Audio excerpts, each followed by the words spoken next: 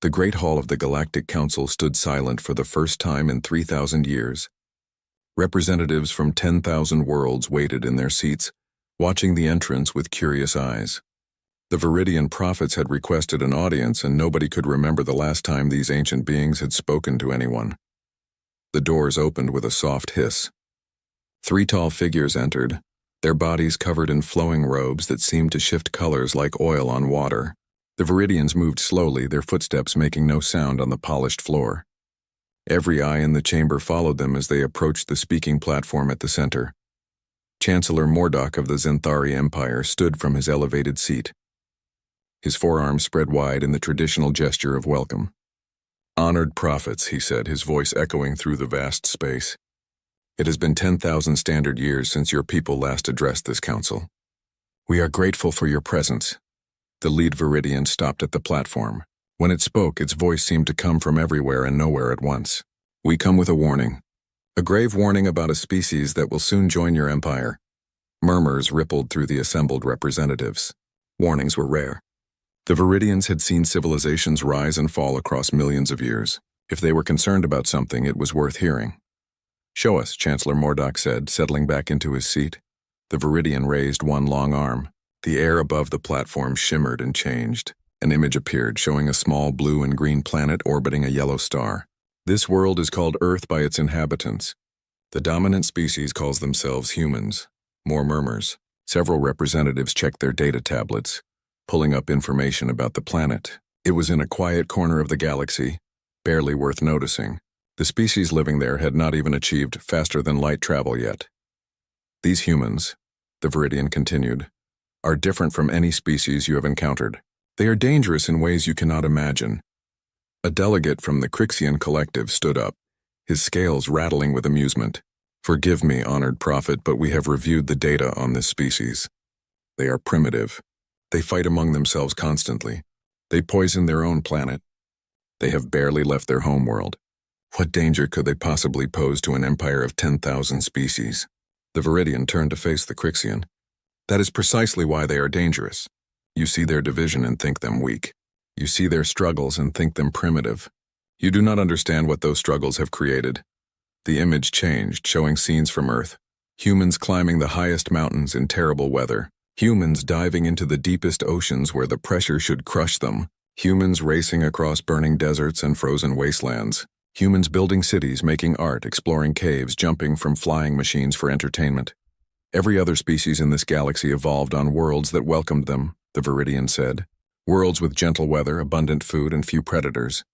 Your evolution was a peaceful process. But Earth?" The images showed massive storms, erupting volcanoes, prowling predators with enormous teeth. Earth tried to kill them. Every single day for millions of years, their planet tried to kill them. And they refused to die. Another delegate spoke up, a floating Quelon whose body rippled with light. "Many species face challenges during evolution. This is not unique." "You misunderstand," the Viridian replied. "Other species adapted to their environments. Humans adapted their environment to them. When they could not survive the cold, they did not grow fur. They killed other animals and wore their skins.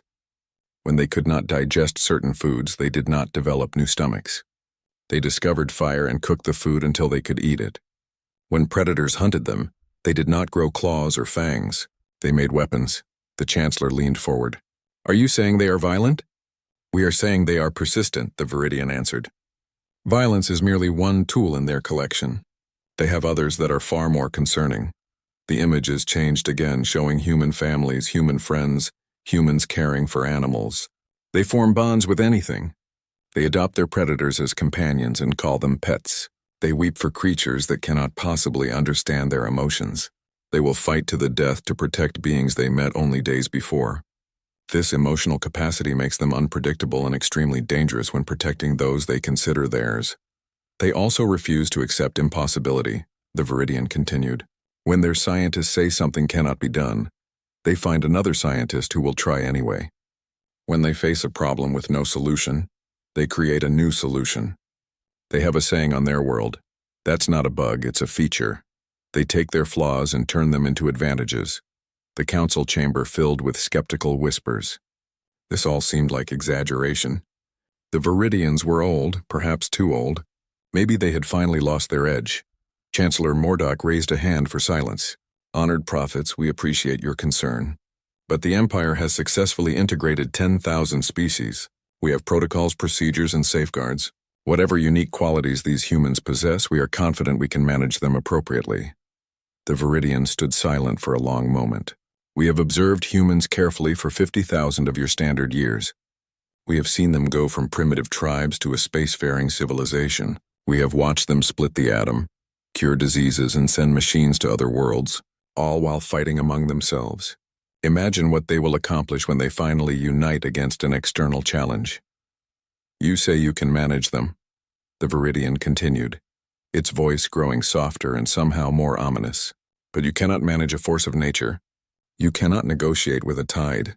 You can only prepare for it or be swept away by it. The Chancellor stood again, his posture stiff with barely concealed irritation. Your warning is noted and will be recorded in the official archives. The Council will take appropriate precautions when first contact is established. Is there anything else? The three Viridians turned toward the exit. As they reached the doors, the lead prophet stopped and looked back. Yes, one more thing. When the humans arrive, and they will arrive, remember this moment. Remember that we warned you. And know that everything we told you today was an understatement. We could not find words in any language to truly express what humans are capable of. You will simply have to see for yourselves. The doors closed behind them with a soft whisper. The council chamber erupted in conversation. Most delegates dismissed the warning as the paranoid ravings of an ancient species losing its grip on reality. Some made jokes about being afraid of primitives who still used chemical rockets. A few took notes, but even they were not particularly worried. Chancellor Mordock filed the warning in the archives under Historical Curiosities and moved on to the next item on the agenda. 50 light-years away, on a small blue planet, humanity continued its slow, relentless march toward the stars. They did not know they had been discussed. They did not know they had been warned about. They simply did what humans had always done. They survived. They adapted.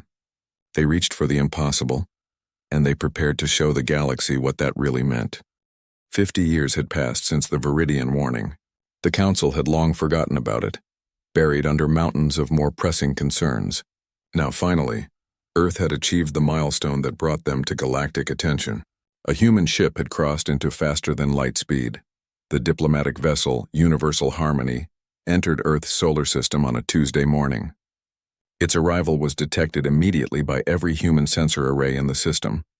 Within minutes, every screen on Earth showed the same image. A massive ship, 3 kilometers long, hovering just beyond the moon's orbit. Captain Velor of the Xanthari delegation stood on the bridge of his ship, watching the primitive satellites and space stations scrambling into defensive positions. It was adorable, really. These humans had weapons that could barely scratch his ship's paint. Still, protocols were protocols. He opened a communication channel. "People of Earth," he said in carefully prepared English, "we come in peace. We are representatives of the Galactic Empire, a union of 10,000 civilized worlds. We welcome you to the greater community of intelligent species." The response took 3 minutes to arrive. "Galactic Empire, this is Secretary General Martinez of the United Earth Council. We welcome you. We have so many questions." Velor allowed himself a small smile. They always had questions. "All will be answered in time. We request permission to establish an embassy in your capital city and begin formal first contact procedures." What followed was 3 months of careful negotiation. The humans, to Velor's surprise, were remarkably organized considering they had been fighting among themselves just decades earlier. They had somehow formed a unified world government specifically to handle this situation. Impressive for such a young species. The formal first contact ceremony took place in Geneva. Thousands of humans gathered outside the building, waving flags and holding signs. Some signs said, "Welcome, friends." Others said, "Don't eat us." Velor found their humor strange but harmless. Inside, Secretary General Martinez sat across from him at a long table. The human looked tired but excited. "Captain Velor, on behalf of humanity, I want to thank you for this opportunity. We understand that joining the Galactic Empire is a significant step." "Indeed," Velor replied, sliding a data tablet across the table. "This is the standard integration package. We offer you access to basic medical technology, agricultural improvements, and limited faster-than-light travel capabilities. In exchange, you will accept junior membership status in the Empire, follow our laws and customs, and accept settlement rights on designated colony worlds. Martinez read through the document carefully. Too carefully, Velor thought. The human's eyes narrowed at certain sections. These colony worlds you mention, they're listed as frontier regions and challenging environments. Could you elaborate? They are perfectly adequate for settlement, Velor said smoothly. All junior species begin with such worlds.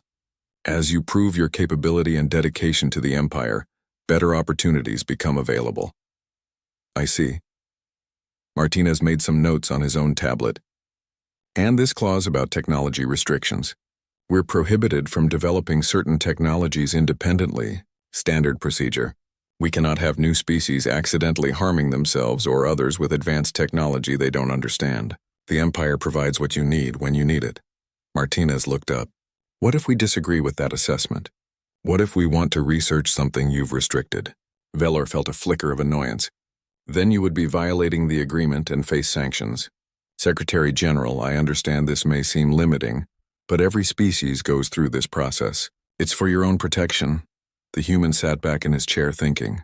Velor had seen this moment before. The realization that joining the Empire meant giving up independence. Some species balked at this point, but they always came around. The benefits were simply too good to refuse. We'll need to discuss this with our people, Martinez said finally. This is a decision for all humanity, not just me. 3 weeks later, humanity accepted the agreement. Velor was pleased but not surprised. They were rational enough to see the obvious choice. What happened next, however, was not in any protocol manual Velor had ever read. Within 6 months, human corporations had established trade relationships with 17 different alien species. They did this by finding loopholes in the technology restriction clauses, offering consulting services and cultural exchange programs that skirted the edges of the rules without quite breaking them. Human engineers appeared at construction sites across the galaxy, offering to work for lower wages than established species. Once hired, they watched everything, learned everything, and asked endless questions. Within a year, human-owned companies were building their own versions of alien technology, different enough to avoid patent violations but functional enough to undercut the competition. Human scientists published papers that challenged established theories. Most were wrong, but a few were disturbingly right. They approached problems from angles that no other species had considered, often because those angles were considered inefficient or inelegant by galactic standards. Humans didn't care about elegance. They cared about results. Velor started receiving complaints. The Crixian Collective objected to human traders using aggressive negotiation tactics. The Quellan Harmony protested human entertainment broadcasts that contained excessive emotional content. Thanix Republic complained that human tourists kept trying to pet their war beasts. They're disruptive, a Crixian delegate told him during an emergency meeting. They don't follow the established social norms. They ask inappropriate questions. They challenge authorities. They need to be controlled, Velor sighed. They're young. They'll learn to conform in time. All species do. But months turned into years and humans didn't conform. They spread through the galaxy like water finding cracks in stone. They became merchants, pilots, engineers, soldiers, doctors, and explorers. They opened restaurants serving strange earth foods. They started bands that played wild music. They formed friendships with species that had barely tolerated each other for centuries. And they explored. Oh, how they explored. Human ships ventured into nebulae that were considered too dangerous. They mapped asteroid fields that other species avoided. They established research stations in locations that made experienced spacers nervous. When asked why they took such risks, humans always gave the same answer. Because it's there. Velor watched a human cargo ship navigate through the Razor Field, an asteroid cluster that had destroyed dozens of ships over the centuries. The human pilot, a woman named Chen, threaded through the massive rocks with casual confidence, humming some Earth song while her co-pilot ate a sandwich. Aren't you concerned about the danger? Velor asked over the communication channel. Chen laughed. Captain, my grandmother drove a school bus through downtown Beijing during rush hour for 30 years. That was dangerous. This is just flying through some rocks. The ship emerged on the other side without a scratch. Jen had cut 3 hours off the normal travel time by taking the direct route. Reports from across the empire told similar stories. Humans doing things that should be impossible or inadvisable, and somehow making them work. They had a phrase they used constantly: "Hold my beer and watch this."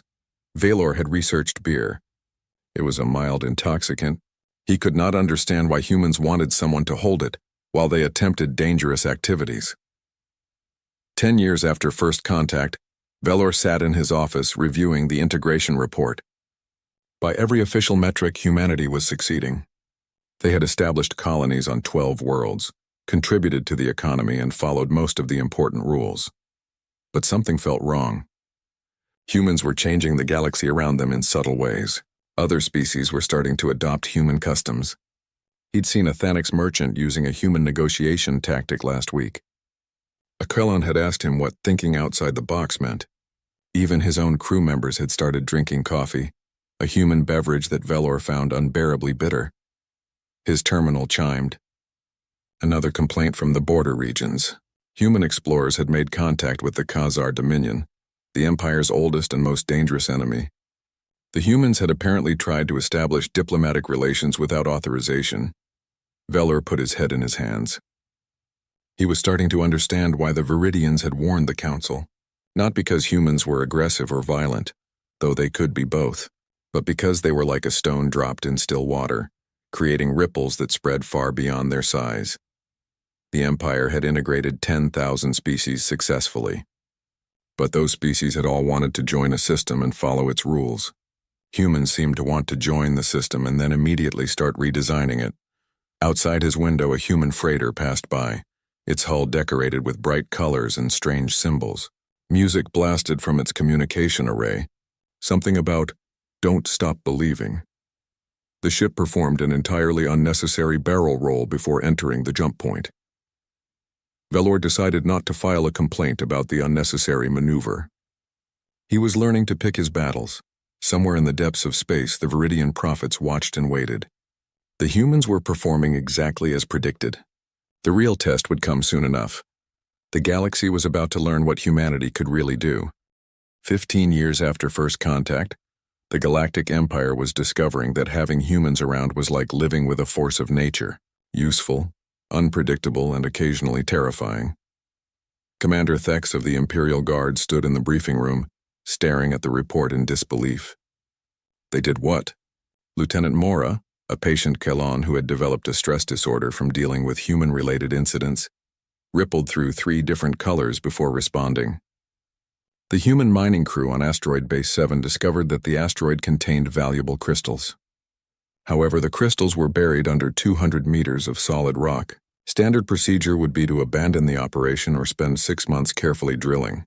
And, Thex prompted, though he already suspected where this was going.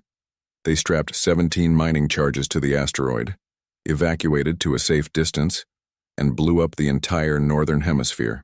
The crystals were then easily accessible in the debris field. Thex closed his eyes. Did anyone die? No, sir. Remarkably, their calculations were perfect. They even managed to redirect the debris field away from the base. They collected 3 times the expected yield in 1/10 of the time. So they succeeded. Yes, sir. And now every mining operation in the sector is asking why we don't use the same method. This was happening everywhere. Humans would encounter a problem, ignore the established solution, and create something new that was either brilliant or insane or both. The worst part was that it usually worked. Thex had been tracking human integration carefully. What he saw both impressed and concerned him. Humans had spread through the Empire faster than any species in recorded history. They were everywhere, doing everything and changing everything they touched. In the medical field, human doctors had revolutionized trauma care. They came from a world where people regularly hurt themselves in spectacular ways, so they had extensive experience with emergency medicine. Dr. Sarah Chen had saved a Thanix diplomat's life using a procedure she called creative improvisation with available materials.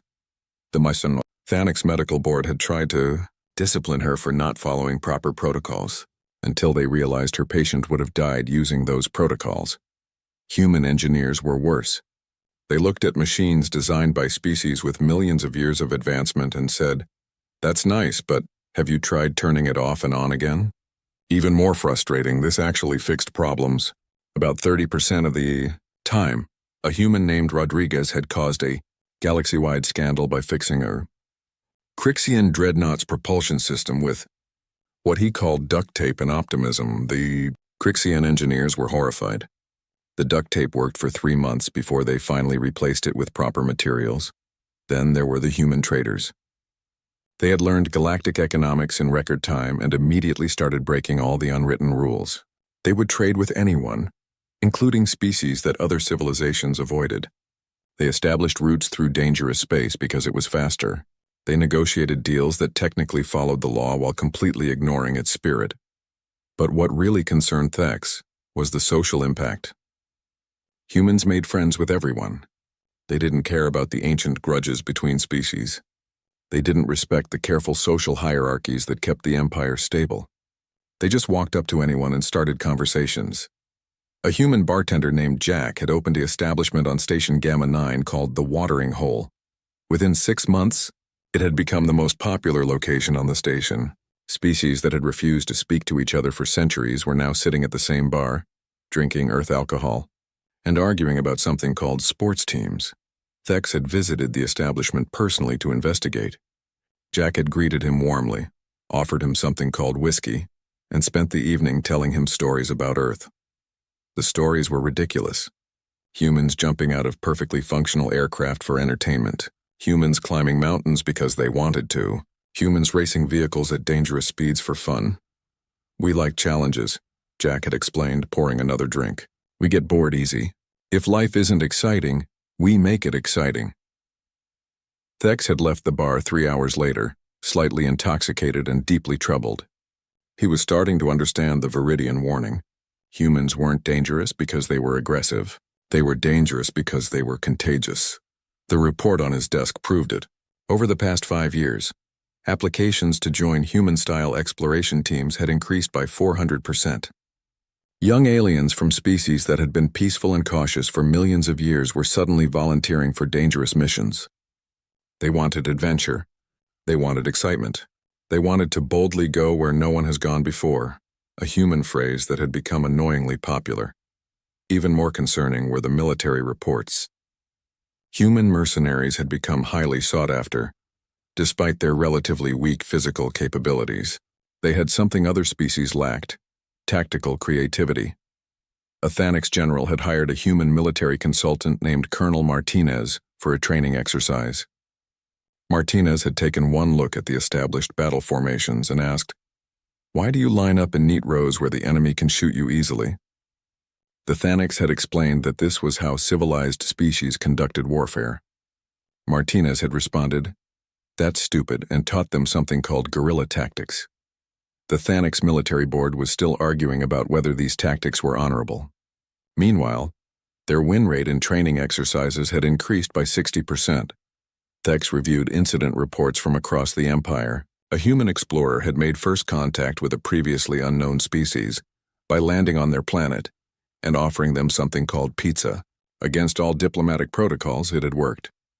The new species loved pizza and were now applying for Empire membership. A human engineer had solved a 40-year-old problem with the station's waste recycling system by asking, "Have you tried reversing the polarity?" Nobody knew what polarity had to do with waste management, but the system now worked better than ever. A human pilot had saved a diplomatic convoy from pirates by flying through a plasma storm that was supposed to be impossible to navigate. When asked how she did it, she had shrugged and said, "I grew up in Florida. I've driven through worse storms to get to work." The message was clear. Humans looked at rules, regulations, and established procedures as suggestions rather than laws. They respected danger but didn't fear it. They faced impossible situations and refused to accept that they were impossible. Thex's terminal chimed with an incoming message. It was from Station Command.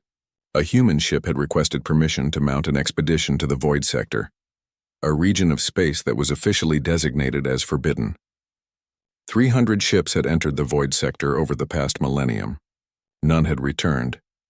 The human captain, a woman named Reeves, was arguing that modern scanning technology had advanced enough to make exploration safe. Her argument was technically correct, but every experienced spacer knew the Void Sector was wrong somehow. Ships didn't just malfunction there. They vanished without even a distress call. Thex reviewed Captain Reeves's file. She had 17 years of exploration experience, mostly in dangerous regions. Her crew was mixed, humans and aliens working together. They had discovered 12 new systems and established first contact with 3 species. Their safety record was actually better than average, despite taking risks that made seasoned captains nervous. The regulations were clear. Thex should deny the request. The void sector was forbidden for good reason, but he found himself hesitating. If anyone could survive the void and return with answers, it would be humans. They had already accomplished things that should have been impossible. He approved the request with conditions: full sensor recording, regular check-ins, and a rescue fleet on standby. Captain Reeves accepted without hesitation. 3 weeks later, her ship returned from the void. They had found the source of the disappearances, a natural phenomenon that interfered with faster-than-light drives in a specific way. Ships had been accidentally jumping into a nearby star. Captain Reeves had mapped safe routes through the sector and discovered 7 habitable planets on the other side. The report concluded with a cheerful note: the void sector should really be renamed. It's not that scary once you know what you're doing. Thex put his head down on his desk. This was only 15 years. Humanity had been part of the Empire for only 15 years, and they were already reshaping it.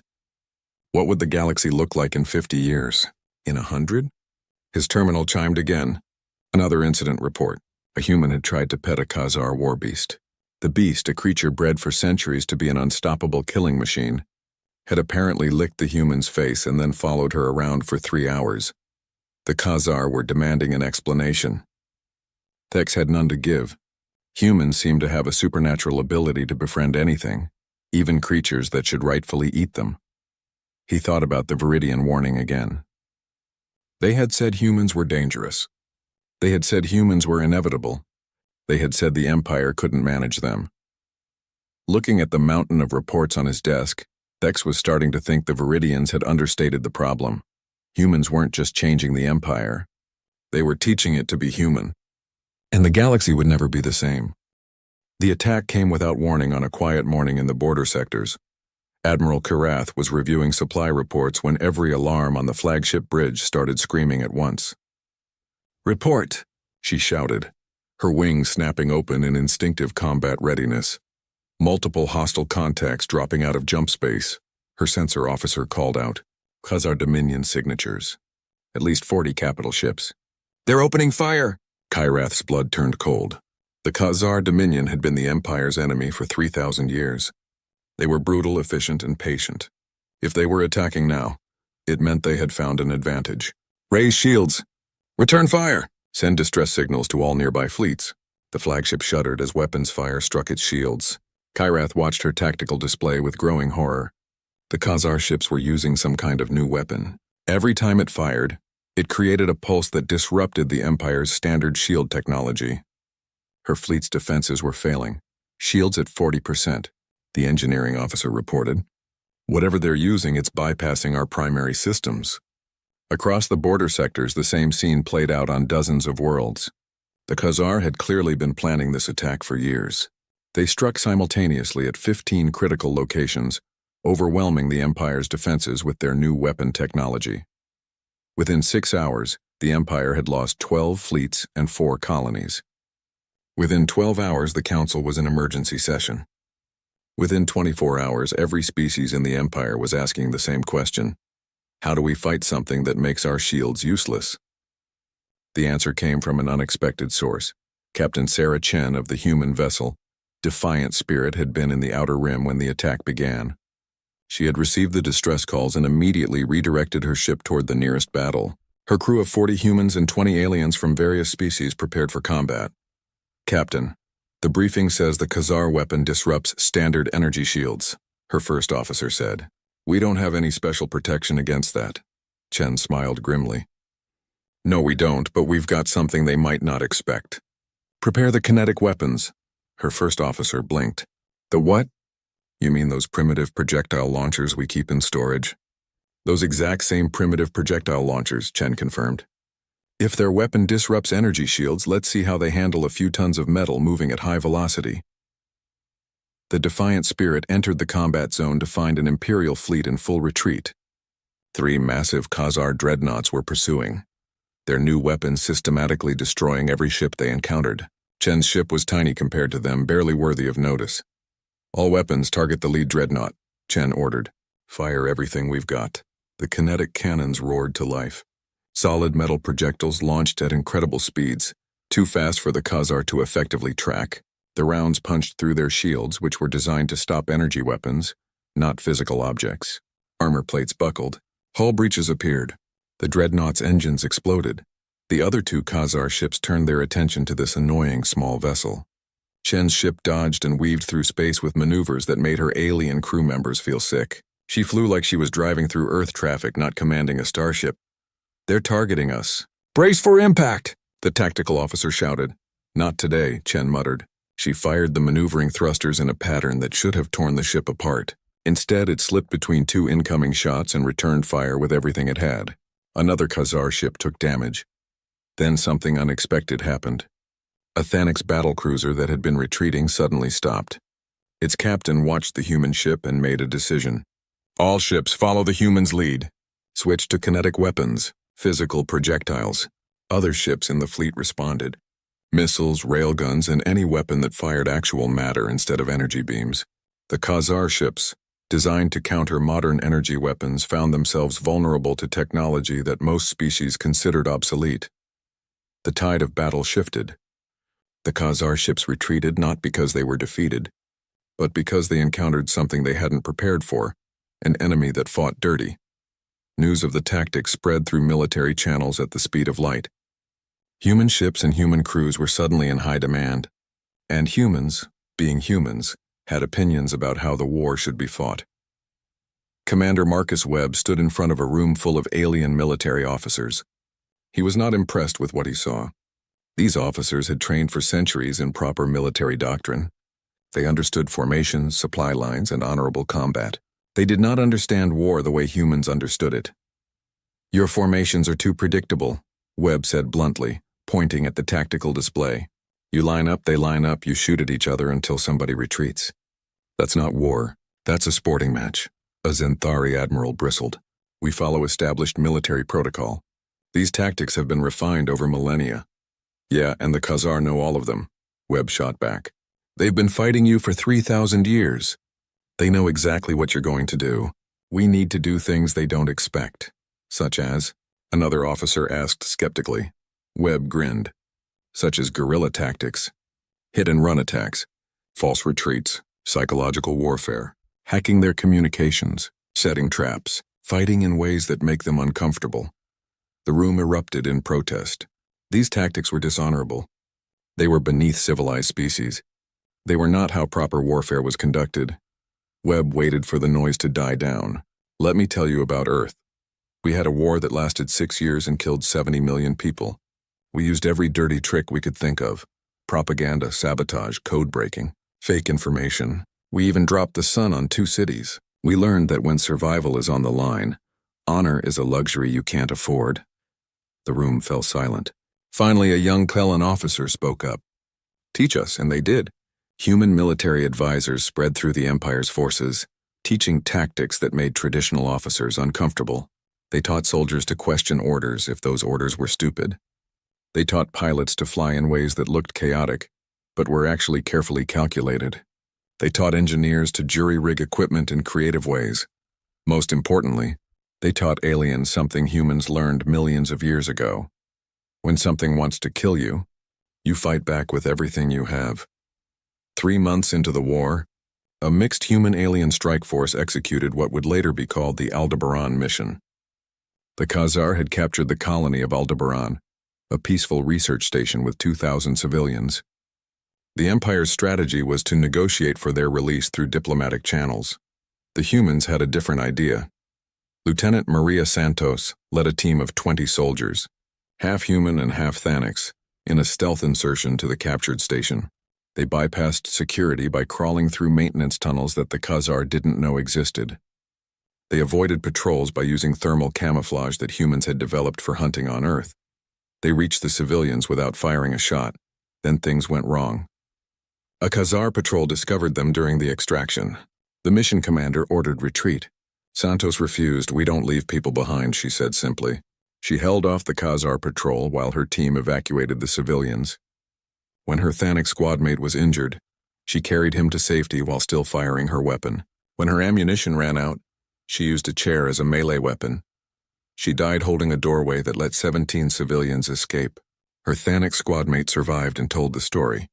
"She knew she would die," he said, his voice filled with something between grief and awe. "She knew and she stayed anyway." She said that's what humans do. The story spread through the military like wildfire.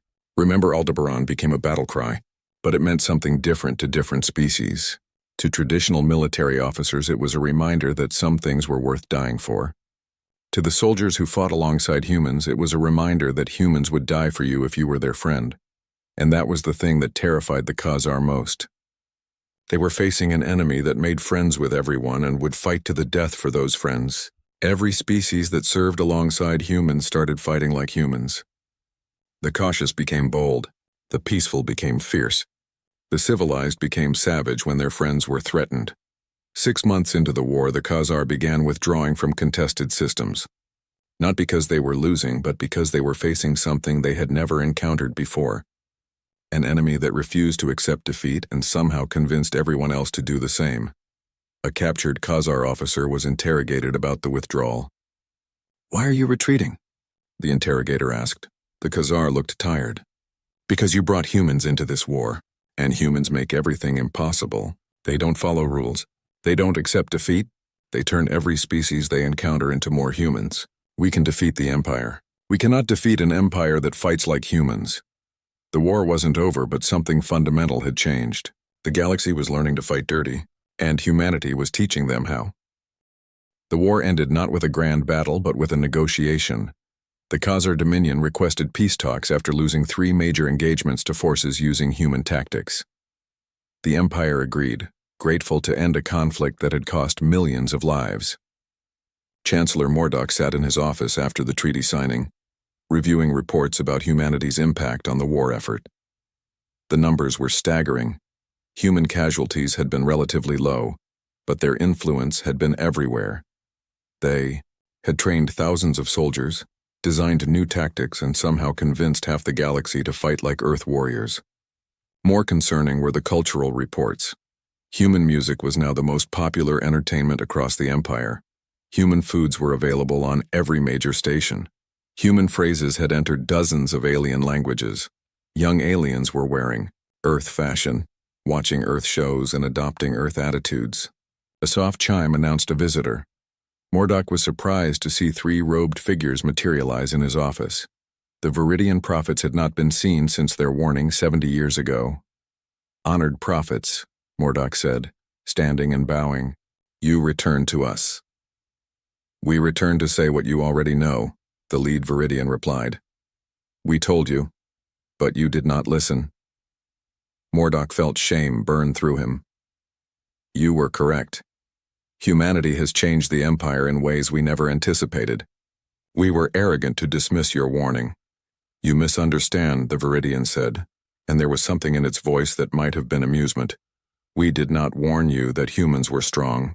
We did not warn you that they were clever. We warned you that they were inevitable." Before Mordok could respond, another chime announced an emergency council session. The prophets followed him to the great chamber, where representatives from all the major species had gathered. The HFY chamber looked different than it had 70 years ago. Half the delegates wore items of Earth clothing. Several were drinking coffee from Earth-style cups. 2 were arguing about something called football teams. The formal atmosphere that had defined the council for millennia had been replaced by something more casual, more energetic, more human. Mordok called the session to order. "The council has gathered to discuss the future of humanity's role in the Empire. The war has ended, but questions remain about how we proceed. Many species have expressed concerns about human influence on our culture and traditions." A Crixian delegate stood. "The humans have been useful, yes, but they are too disruptive, too unpredictable. I propose we return them to junior status and restrict their movement to their designated colonies." Murmurs of agreement from some delegates, but not as many as there would have been 20 years ago. A Thanic's general stood up, his scales colored in anger. I object. The humans saved us. They taught us how to fight when we had forgotten. They died alongside our soldiers. You want to repay that by restricting them? They died because they don't value their lives properly, the Crixian argued. They take unnecessary risks. They encourage others to do the same. They take calculated risks, a Kellen scientist interjected. I have studied their methods. What appears reckless is often carefully planned.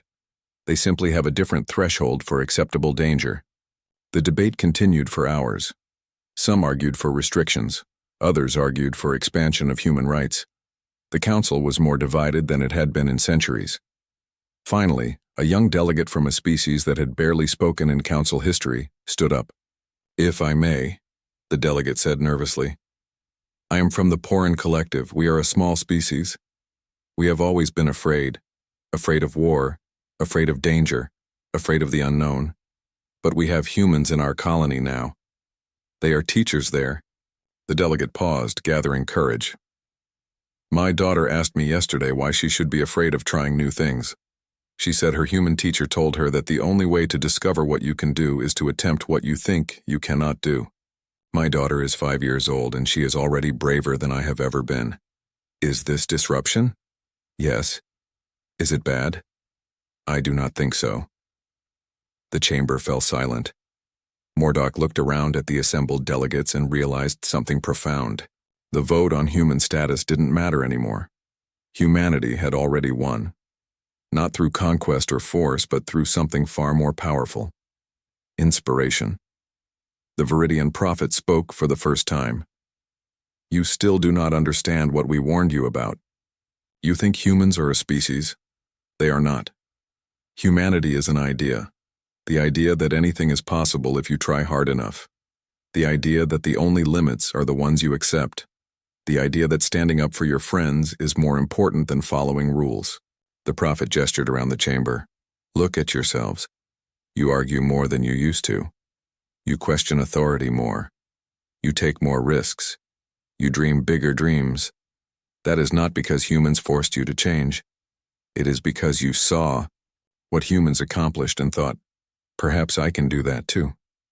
Another delegate stood, this one from a species known for careful deliberation. So what do we do? How do we manage this? You cannot manage a forest fire, the Viridian said. You can only decide whether to flee from it or use it to clear away the old growth so new things can flourish. Humanity is your fire. They will burn away your comfortable traditions, your safe assumptions, your careful limitations. What grows afterward will be stronger, but also different. Mordock looked at the ancient being. What would you have us do? Accept the inevitable, the Viridian replied. Humanity has already spread too far to contain. You have 3 choices. Attempt to suppress them and face rebellion from the thousands of species they have befriended. Exile them and watch as half your empire follows them. Or embrace them and hope you can guide the changes they bring. The vote, when it came, was closer than Mordock expected, but the result was clear. Humanity would receive full empire membership and a permanent seat on the council, not because the council wanted to give it to them, but because they had no realistic alternative.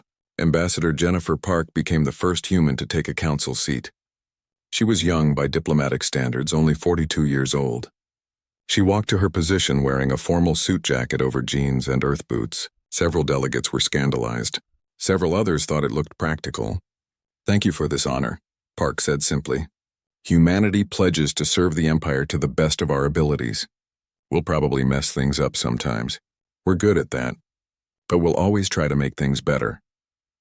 It was the least formal acceptance speech in council history. It was also the most honest. After the ceremony, Mordock found himself standing next to the Viridian prophet. You said humanity was inevitable, he said quietly. But you also said we couldn't manage them. How do we survive what comes next? The prophet was silent for a long moment. Do you know why we warned you? It finally asked. To protect the Empire? No. We warned you because we saw this moment coming.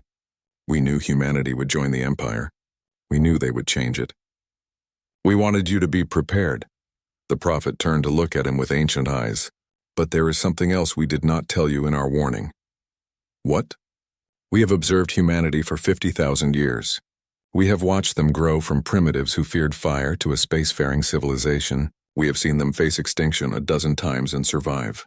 We have studied thousands of species across millions of years, and we have learned something important. The prophet paused. Every great civilization eventually stagnates. They become comfortable, risk-averse, and stagnant. They stop growing. They stop dreaming. They maintain what they have until some external force destroys them. Your empire was approaching that point. You were safe, secure, and slowly dying. Mordok felt a chill. You're saying we needed humans? We are saying the galaxy needed humans, the prophet corrected. You will change because of them. You will become uncomfortable, unstable, and dynamic. Many will not like it. But your civilization will grow again. It will dream again. It will reach for things it thought impossible.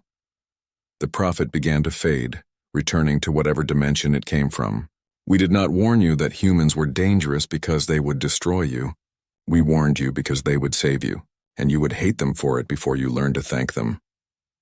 The prophet disappeared, leaving Mordok alone with his thoughts. 10 years later, Commander Thek sat in the same office where he had once compiled incident reports about human behavior. His walls were covered with new reports. Humans had discovered 15 new habitable worlds. Human-designed ships were now standard in 3 sectors. Human combat tactics were taught at every military academy. Human restaurants existed on every major station. Most remarkable were the cultural reports. The Crixian Collective had started an innovation initiative encouraging creative problem-solving. The Thanix Republic had reformed its military training to include flexibility and initiative. The Quellan Harmony had established an exploration division for the first time in 10,000 years. Even the Khazar Dominion had been affected. They had requested a diplomatic exchange program with humans. Their stated reason was to understand the enemy. Thek suspected they were really trying to learn how humans thought so they could think that way too. A young officer entered his office. She was Zenthari like him, but she wore her uniform differently, more casual, more confident. She had trained under a human officer for 2 years. "Sir, we have another incident report," she said with a smile. "A human cargo captain has established a regular trade route through the Maelstrom cluster. She's cutting transport times by 40%. "That's impossible," Thek said automatically. "The Maelstrom has chaotic gravity wells. No one can navigate it safely." The human captain says she grew up sailing boats on Earth's oceans. She treats the gravity wells like wind currents. The young officer shrugged. "It makes no sense, but it works. 3 other captains are already trying to copy her route." Thek sighed and smiled at the same time. "File it under standard human behavior and move on." After the officer left, Thex looked out his window at the station beyond. Ships of every design flying in patterns that would have seemed chaotic 20 years ago, but now looked normal. Aliens wearing human clothing. Restaurants serving food from a dozen worlds. Children playing games from Earth. The galaxy was becoming more human every day. Not because humans forced change, but because their way of thinking was contagious. They showed the galaxy that rules were meant to be questioned, that danger was meant to be faced, that the impossible was just something no one had accomplished yet. The Viridians had been right. Humanity was inevitable. And maybe, just maybe, that was exactly what the galaxy needed. On a distant colony world, a young alien child asked her teacher why the sky was blue. The human teacher smiled and said, "That's a great question. Why don't we build the experiment and find out?" The child's eyes lit up with excitement. She would spend the rest of her life asking questions and finding answers. She would become an explorer, discovering things no one had seen before. She would be brave, curious, and persistent. She would be human in all the ways that mattered. And across the galaxy, in a million small moments just like this one, the future was being written, not by force or conquest, but by inspiration and example. The galaxy had been warned, and the warning had come true. Humanity had changed everything. And that was exactly what everyone needed, even if it took them years to realize it. The red dust of Mars swirled around the dome of New Olympus Colony, as 8-year-old Amy Collins chased her pet robot dog through rows of hydroponically grown corn. The artificial sunlight beamed down from ceiling panels, creating a perfect Earth-like day within the controlled environment of the agricultural dome.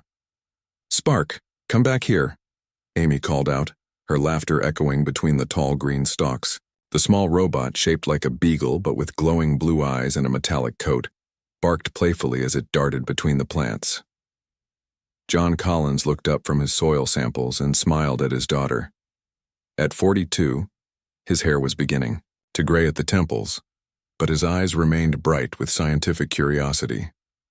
As the lead agricultural scientist for the Mars colony, he spent most days working to improve crop yields in the alien soil. "Don't go too far, Amy," he called. "Remember, the Founding Day celebration starts in an hour." Lisa Collins entered the dome, her lab coat still on after finishing her shift at the genetics lab. She brushed a strand of blonde hair from her face as she approached her husband.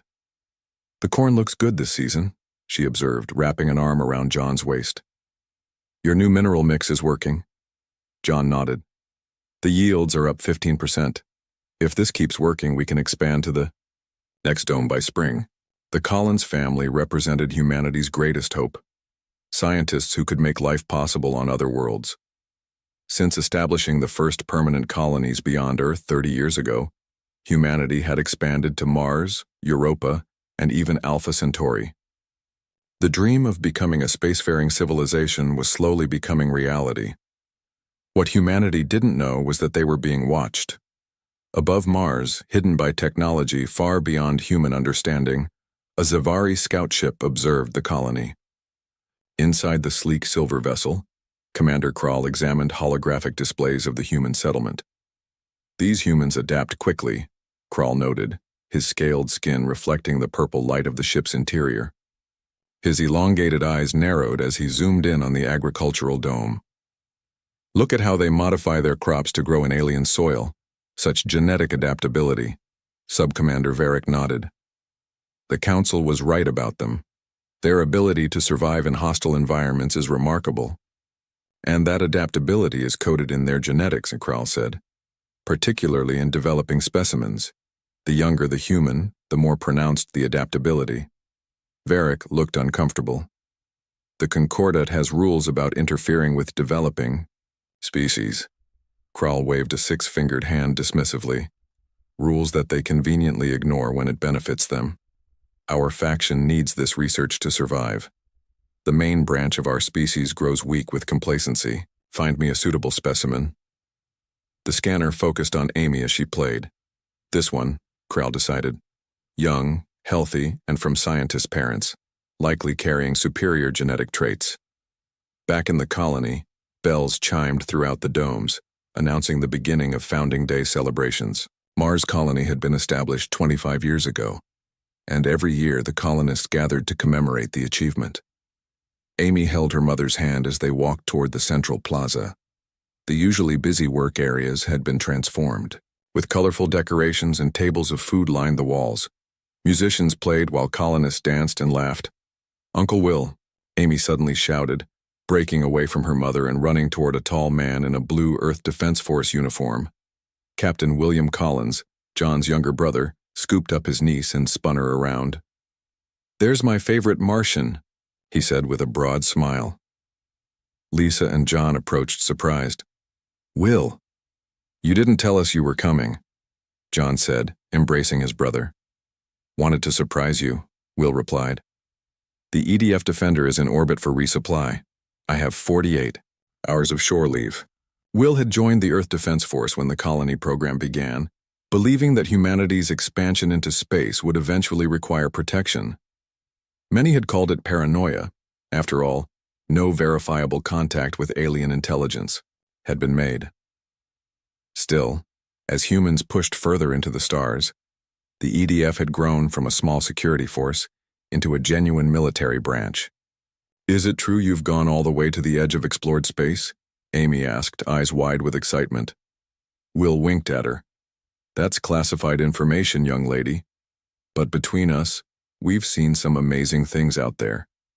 The celebration continued as night fell over the colony. The dome lights dimmed to simulate evening, and stars became visible through the transparent upper sections. Amy and several other children played games in the plaza, while the adults enjoyed the rare opportunity to relax. No one noticed when the Colony's sensors briefly flickered offline for exactly 7 seconds. In that small window, a beam of light shot down from the cloaked Zavari ship. It passed through the dome as if it weren't there, positioning itself over the playing children. Amy was the first to notice something strange, a tingling sensation, followed by a soft purple glow that surrounded her. She opened her mouth to call for her parents, but no sound came out. The other children, caught up in their game, didn't immediately notice as she began to rise slowly into the air. When the first scream came, it was already too late. Parents turned to see Amy suspended 3 meters above the ground, bathed in purple light. "Amy!" Lisa screamed, running toward her daughter. John was right behind her, face pale with terror. Will Collins reacted with military precision, drawing his service pistol and scanning the sky, though he saw nothing but stars through the dome. "Someone's taking her! It's some kind of tractor beam," he shouted. But there was nothing to shoot at, nothing to fight. Amy's small face was frozen in an expression of terrified confusion as she rose higher. The purple beam pulled her straight through the dome material as if it were simply not there. For a brief moment, the Zavari ship's cloaking faltered from the energy required for the extraction. The gathered colonists saw a glimpse of something, massive and silver against the night sky before it vanished again. Amy was gone. The colony erupted into chaos. Emergency alarms blared as security forces mobilized. Will Collins was already on his communicator calling the EDF Defender in orbit. "This is Captain Collins. We have an abduction situation at New Olympus Colony. Unknown craft, advanced technology. They've taken my niece, scramble all fighters, locked down orbital space, but it was too late. The Zavari ship had already jumped to faster than light speed, leaving the solar system before the EDF could respond." In the central plaza, Lisa Collins collapsed to her knees, her anguished cries echoing through the dome. John stood frozen, staring at the spot where his daughter had vanished. Within hours, the news reached Earth. A human child had been taken by what was clearly an alien intelligence. Humanity had its first confirmed contact with extraterrestrial life, and it had come in the form of a kidnapping. What no one yet realized was that this single act would expose a darker truth about the galaxy and humanity's place in it. The abduction of Amy Collins would set in motion events that would forever change the course of human history and reshape the political landscape of the entire galaxy. Because while Earth was considered a minor developing world by the standards of the galactic Concordat, there was one thing the advanced alien civilizations had yet to learn about humans. Nobody takes our children. 3 days after Amy's abduction, Earth was in uproar. For the first time in human history, governments worldwide united with a single purpose. The images of the alien ship, though blurry and brief, had been broadcast to every corner of the planet. Admiral Claire Morgan stood before the emergency assembly of world leaders in the United Nations headquarters in New York. At 56, she had dedicated her life to Earth's defense, rising through military ranks with a reputation for both strategic brilliance and unwavering integrity. Her silver hair was pulled back in a tight bun, and her uniform bore the insignia of Earth's unified military command. "Ladies and gentlemen," she began, her voice steady and clear, "what happened on Mars was not just an attack on one family or one colony. It was an attack on all of humanity." The room fell silent. On the large screen behind her appeared the faces of John and Lisa Collins, their eyes hollow with grief. "We now have proof that we are not alone in the universe," Morgan continued. "And our first contact came in the form of child abduction. This will not stand." President Samuel Garcia of the North American Alliance rose from his seat. "Admiral, what exactly are you proposing? We don't even know who took the girl, or where they went." Admiral Morgan's expression hardened. "That's not entirely true, sir." She nodded to her aide, who tapped a tablet. The screen changed to show a complex star map. 24 hours ago, the deep space vessel EDF Pathfinder made contact with an alien trading ship near Alpha Centauri. Against all odds, they managed peaceful communication. Murmurs rippled through the assembly. The aliens identified themselves as the Krell, a trading species. When shown images of the ship that took Amy Collins, they recognized it immediately as Scifi technology. Morgan paused to let this sink in.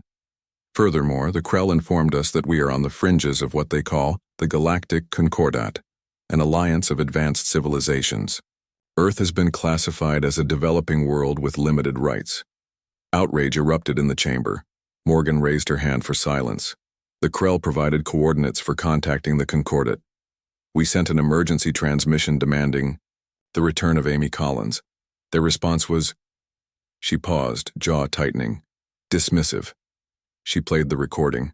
A tall, thin alien with blue skin appeared on screen, speaking in perfectly translated English.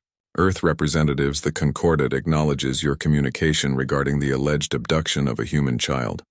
While we understand your distress, your evidence of Scifi involvement is insufficient for Concordat intervention. The Scifi are a founding member of our alliance and a highly respected species. We suggest you focus on your own development rather than making accusations against advanced civilizations.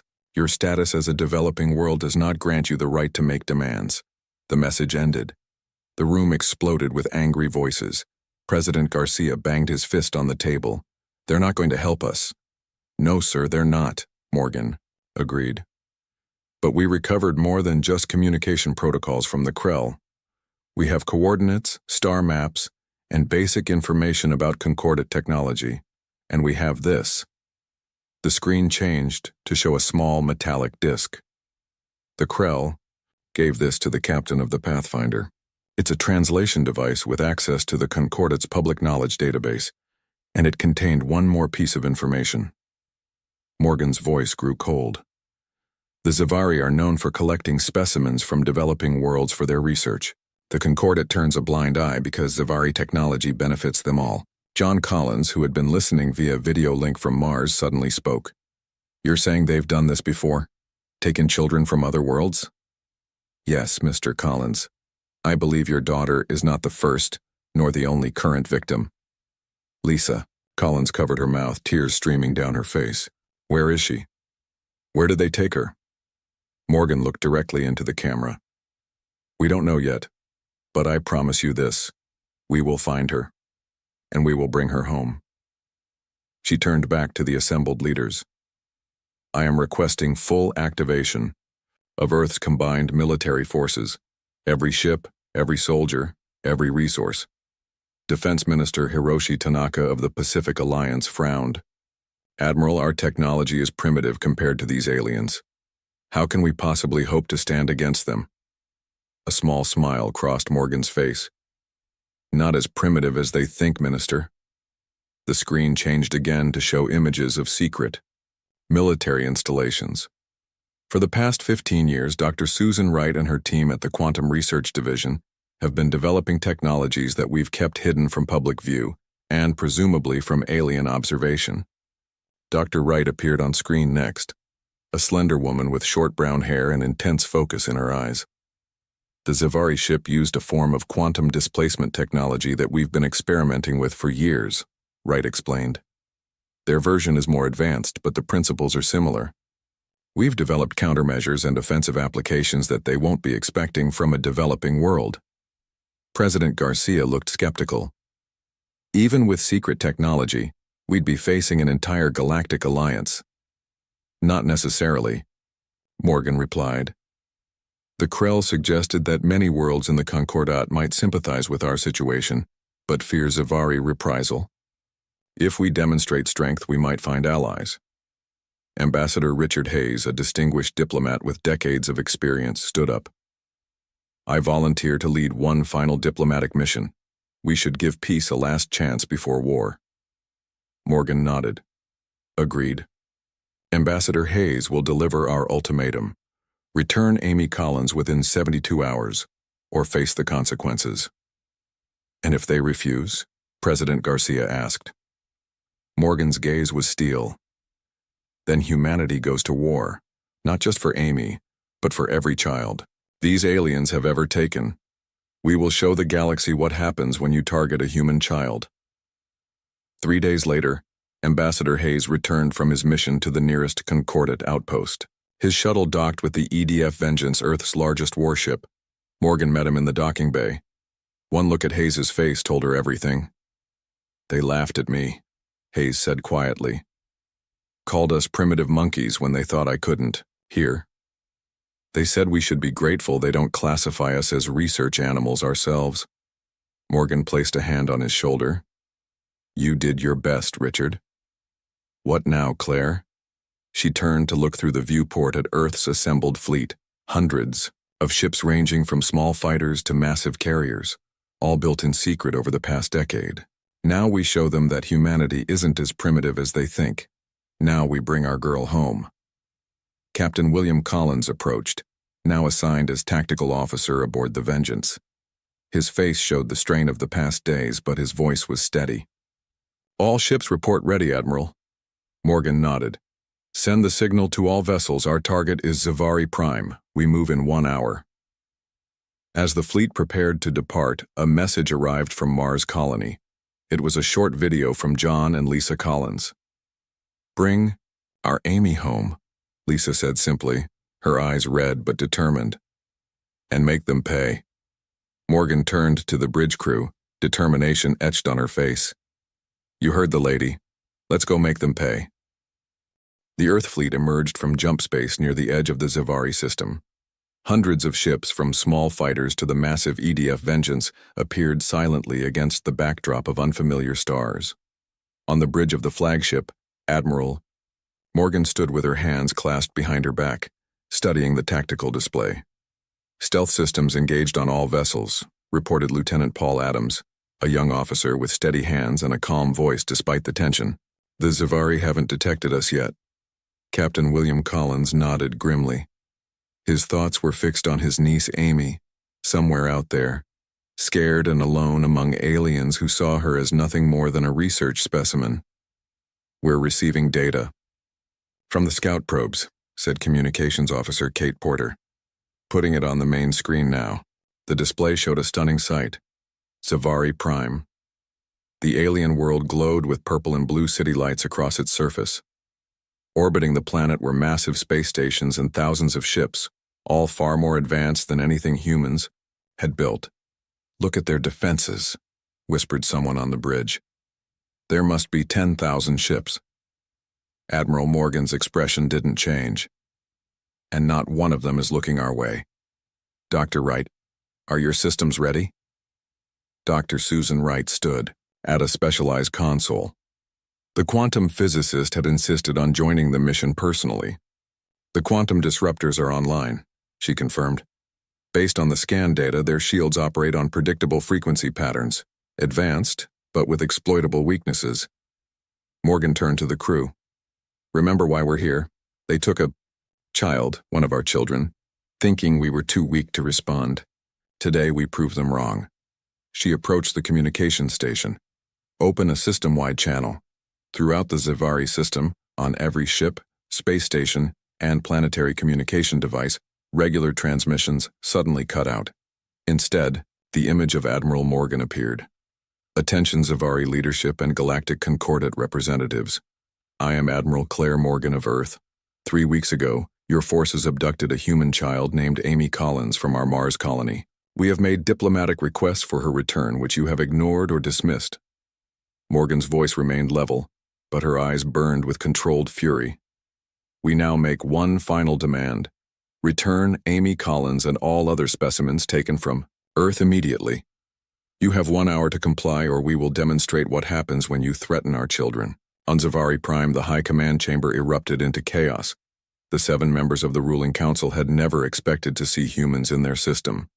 "Impossible," sputtered High Commander Draz, his scaled skin flushing dark purple with anger. "How did primitive humans find our homeworld? How did they get past our detection grid?" Counselor Vex, head of defense, checked the readings on his console. "We're not detecting any ships. They must be using some kind of cloaking technology." "Cloaking?" Draz's eyes widened. "Humans don't have cloaking technology." "Apparently they do," said Counselor Lern calmly. She was the oldest member of the High Command and the only one who seemed unruffled. "The question is, what else do they have that we don't know about?" "It doesn't matter. Draz said dismissively. Even if they somehow developed rudimentary cloaking, their weapons will be useless against our shields. Prepare a response. Tell them we will crush their pathetic fleet if they don't retreat immediately. Back on the EDF Vengeance, the crew waited tensely as the hour ticked by. The response, when it came, was exactly what Morgan had expected. The image of High Commander Draz appeared on the screen, his alien features arranged in what humans would recognize as contempt. Humans of Earth, your presence in our system is a violation of concordate law. Your threats are meaningless, your primitive weapons cannot harm us. Return to your solar system immediately, or we will destroy your fleet and classify Earth as a hostile world, subject to quarantine or worse. The specimen you refer to is Zevary property now, acquired legally under concordate research protocols for developing species. The transmission ended. The bridge was silent. Property, William Collins said quietly, his hands clenched into fists. They called Amy property. Admiral Morgan's face hardened. Then I believe our response should be clear. She turned to her tactical officer. Target the Luxacy estates of the Zevary leadership. Not military targets, not civilian centers. Show them we know exactly who's responsible. Dr. Wright entered final commands into her console. Quantum disruptors locked on. High Command Residential District. Their shields won't stop these. Morgan took a deep breath. Humanity has never fired a shot in anger at another species before today.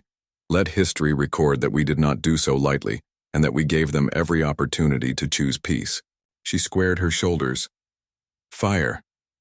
From the Earth fleet, beams of strange, shimmering energy lanced out toward the planet. They passed through the Zevary defensive shields as if they weren't there. On the surface, the exclusive compounds where Zevary leaders lived exploded in blossoms of fire.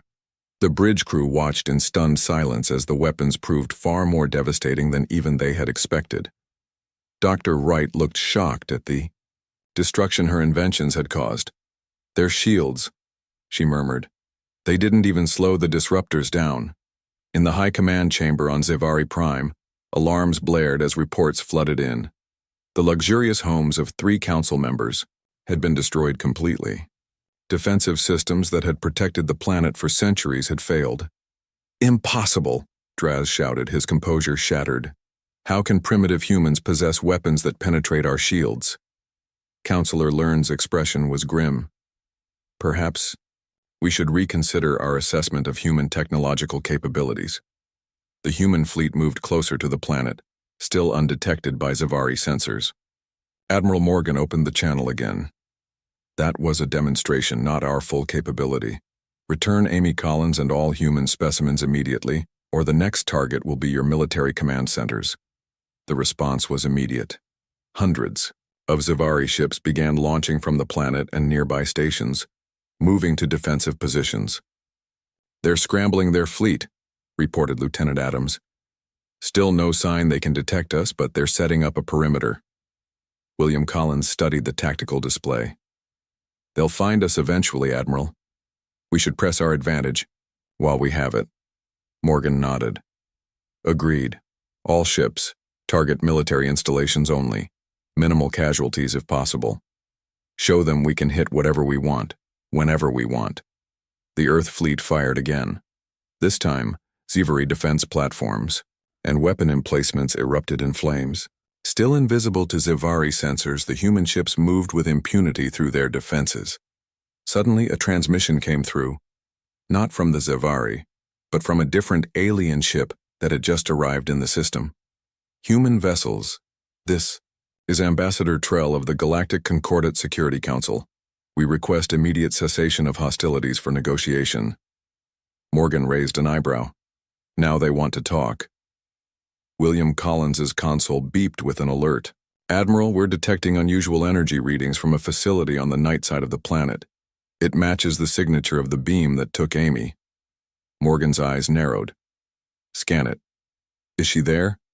Collins shook his head after reviewing the data. No human life signs, but there's something else. It looks like a data hub, a record of all their research facilities. Morgan turned to face the main screen where the Concordate ambassador waited. Her decision was made. Ambassador Trell tell. The Zavari, we accept their invitation to negotiate. In the meantime, we'll help ourselves to the location of every human they've taken.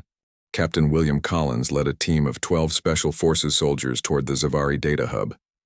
Their shuttle, cloaked with the same technology that hid the Earth fleet, landed silently on the roof of the massive structure. The building stood, isolated in a barren region of Zavari Prime's nightside, away from the main cities. Remember, we need the data intact, William reminded his team as they prepared to move. Find the main servers and download everything about their research facilities. Sergeant Diane Miller nodded. As the team's tech specialist, she carried special devices designed by Dr. Wright to interface with alien systems. I'm ready, Captain. If their data is there, I'll find it.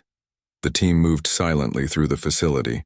The few Zavari guards they encountered were quickly subdued with stun weapons. Earth had decided that, whenever possible, they would avoid killing. This wasn't about revenge, it was about rescue. While the Special Forces team infiltrated the data hub, Admiral Morgan sat across from Ambassador Trell in the conference room of the EDF Vengeance. The alien was tall and slender with pale green skin and large compound eyes that reflected light like cut gemstones. Admiral Morgan, Trell began, the Concordat recognizes that this situation has escalated beyond our expectations. We were not aware of Earth's technological progress. Morgan's expression remained neutral. You mistook our peaceful nature for weakness, Ambassador. A common error, but a serious one. Trell shifted uncomfortably. The Concordat is willing to discuss the return of the human child as a gesture of goodwill. Just Amy? Morgan asked quietly. What about the others? Trell blinked rapidly, a sign of confusion in his species. Others? I don't understand. We believe the Zavari have taken more than one human, Ambassador, and possibly specimens from other developing worlds as well. Before Trell could respond, Lieutenant Kate Porter entered the room. Admiral, we've received a transmission from Captain Collins. They've accessed the data hub. Morgan turned back to Trell. I believe we're about to learn the truth, Ambassador. I suggest you stay and watch. In the data hub, Sergeant Miller worked quickly at an alien terminal while the rest of the team secured the room. I'm in their system, she reported. There's a lot of encryption, but Dr. Wright's algorithms are breaking through. Her fingers flew over her portable device. Captain, I'm finding references to research facilities all over Concordat space. Not just one or two, dozens of them. William leaned closer. Any mention of humans? Of Amy? Miller nodded grimly. Amy. Collins is listed as specimen H7291, currently located at a facility in the Taraxis system. She paused, her face paling. Sir, there are at least 17 other humans being held at various facilities. The oldest entry dates back nearly 50 years. William's jaw tightened. Download everything. Names, locations, dates, all of it. Miller worked quickly. There's more, Captain. The database doesn't just list human specimens. There are entries for over 30 different species, all classified as developing by the Concordat. William stared at the data scrolling across the screen. How many individuals? Hundreds, sir. Maybe thousands. Going back centuries. Back on the Vengeance, Morgan received the first data packages from the ground team. As the information appeared, on the main screen, Ambassador Trell's compound eyes widened in obvious shock. This cannot be correct, he stammered. The Concordat prohibits mass collection of specimens from any world, even developing ones. Morgan's voice was ice cold. Your rules clearly don't apply to the Zavari, Ambassador. Or perhaps the Concordat simply looks the other way when it's convenient. The screen showed images and data about dozens of facilities, each holding living beings from various worlds. Children, mostly. The younger the better for Zavari research. We're dispatching half our fleet to the Taraxis facility immediately, Morgan informed Trell. The rest will remain here to ensure the Zavari don't interfere. I suggest the Concordat do the same. Trell looked genuinely disturbed. Admiral, I give you my word. The Security Council had no knowledge of this scale of operation. Individual, research specimens, yes, but this This is beyond acceptable practice. Acceptable practice? Morgan's voice rose slightly. There is no acceptable number of children to kidnap, Ambassador. The diplomatic tension was interrupted by an urgent message from Lieutenant Adams. Admiral, we're detecting a massive energy buildup in the Concordat sector. A fleet is forming, the largest we've ever seen. The tactical display showed hundreds, then thousands of ships gathering. Far more than Earth could hope to face, even with their advanced technology. It appears some members of the Concordat disagree. With your assessment, Ambassador, Morgan said coldly. Trell looked at the display and shook his head. This is not a Security Council action. I have received no orders for military intervention. In the Taraxis system, a smaller Earth fleet dropped out of jump space near a well-hidden space station orbiting a barren moon. The facility was built into the rocky surface, nearly invisible to casual observation. Commander Frank Peterson of the EDF Relentless studied the scans of the facility. Life signs confirmed, multiple species including human. One matches the DNA profile of Amy Collins. His second-in-command, Lieutenant Maria Sanchez, looked up from her console. Commander, we're detecting unusual energy readings. They're powering up something big inside the facility. Peterson's eyes narrowed. They're going to destroy the evidence. All ships move in now. Get our people onto that station before they can harm the children. Earth shuttles raced toward the facility, carrying rescue teams. As they approached, defensive weapons on the station opened fire. They're targeting their own research subjects, Sanchez reported in horror. They're trying to collapse the inner chambers. On one of the shuttles, Army Specialist Kevin Hart held onto a support strap as the craft dodged energy blasts. He was part of the structural team, trained to secure damaged buildings. Today, his skills would be put to a very different use. Need to stabilize those inner chambers long enough to get everyone out, he told his team. According to the schematics, the main support beams are here and here. He pointed to locations on a holographic display. Inside the facility, Amy Collins huddled with several other children of various species. Some looked almost human, others completely alien. All were frightened as the station shook around them. Scifi researchers stood at the door to their containment area, programming a sequence into a control panel. He wasn't trying to release them. He was making sure none of them would be found alive. Amy watched him with surprising calmness. 3 weeks of captivity had taught her much about her captors. She knew what the blinking lights on his control panel meant. She'd been observing, learning, even as they studied her. She turned to the other children, some of whom had been captives for years. Don't be afraid, she said, her voice small but steady. My people are coming for us, all of us. As if summoned by her words, the wall behind the Scifi researcher exploded inward. Earth special forces poured into the room, quickly subduing the alien scientist. A soldier knelt before Amy. Amy. Collins, I'm Sergeant Ben Mason. Your uncle sent us to bring you home. For the first time in weeks, Amy smiled. The Taraxis facility shook violently as Earth forces rushed to evacuate the captive children. Specialist Kevin Hart worked frantically to stabilize the collapsing structure while rescue teams moved through the corridors. This section won't hold much longer, he called out, placing support braces against a buckling wall. We need to move faster. Sergeant Mason carried Amy Collins in his arms, leading a group of alien children toward the evacuation shuttles. The little girl had insisted on helping, speaking softly to the most frightened captives in a way that somehow calmed them despite language barriers. Almost there, Mason assured the group as they reached the docking area. The shuttles are just ahead. A sudden explosion rocked the facility. Debris fell from the ceiling, and Mason saw that the path to the shuttles was now blocked. He turned to find another route, but saw Hart running toward them. The main supports are failing, Hart shouted. This whole section is going to collapse. In minutes. Hart looked at the blocked passage, then at the frightened children. Without hesitation, he moved to a control panel on the wall. I can reroute power to hold the emergency force fields, he said. It'll keep this section intact long enough for you to get out through the maintenance tunnel. He pointed to a narrow passage. But someone has to stay and keep the system running, manually.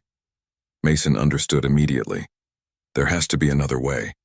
Hart shook his head. No time. Get them out, Sergeant. Tell my wife I love her. Amy looked up at Hart, her young eyes understanding more than a child should. You're saving us. Hart nodded, managing a smile. That's what humans do, kiddo. We protect children, all children. He turned to Mason. Go, now. Mason hesitated, only a moment before leading the group into the maintenance tunnel. As they crawled through the narrow passage, another explosion shook the facility. Amy looked back once, tears in her eyes, before continuing forward. Minutes later, they emerged. Near the shuttle bay, Earth soldiers quickly helped them aboard. As the shuttles launched, the section of the facility they had escaped from collapsed entirely. In the Zavari system, Admiral Morgan watched as the massive Concordate fleet approached. Ambassador Trell was still aboard the Vengeance, now joined by representatives from several other Concordate species who had arrived after seeing the evidence from the data hub. The approaching fleet is not acting on Concordate authority, said Trell. Many council members are outraged by the Zavari actions, but some fear the consequences of human technology spreading through the galaxy. Morgan's expression remained determined. We've broadcast the evidence to every system in range. The truth is out there now. Lieutenant Porter reported from her station. Admiral, we're receiving transmissions from dozens of worlds. Many are withdrawing their ships from the Concordate. Fleet. On the main screen, they could see it happening. Nearly half the approaching vessels were breaking formation, pulling away from the main fleet. The balance is shifting, Trell observed. But those who remain will still fight. A new transmission came through. The face of High Commander Draz appeared, his scaled features twisted with rage. Humans, you have violated our sovereignty and stolen our research subjects. The Concordate will crush your primitive fleet and quarantine your world for 1,000 years. Morgan didn't bother responding to the threat. Instead, she opened a channel to every ship in the approaching fleet. This is Admiral Morgan of Earth. We came seeking one child but found hundreds of innocent beings held captive against all principles of justice. We do not want war with the Concordate. We want reform. Those who stand with the Zavari now stand with kidnappers and torturers of children. Is that the legacy you choose? More ships began breaking away from the Concordate formation. William Collins returned to the bridge, having just arrived from the Data Hub mission. Admiral, rescue teams report success at the Taraxis facility. Amy Collins and 43 other captives have been recovered. Morgan allowed herself a small smile. Any casualties? William's expression grew solemn. 1. Specialist Kevin Hart stayed behind to keep the facility stable long enough for the others to escape. Morgan nodded, adding the name to her memory. He will be honored. A new transmission came in, not from the Concordate fleet, but from a different sector of space entirely. The alien that appeared was unlike any they had seen before, with crystalline features that shifted colors as it spoke. People of Earth, I am Elder Viss of the Outer Worlds Alliance. We have monitored your actions with great interest. For too long, the Concordate has allowed the Zavari to prey upon developing worlds like ours.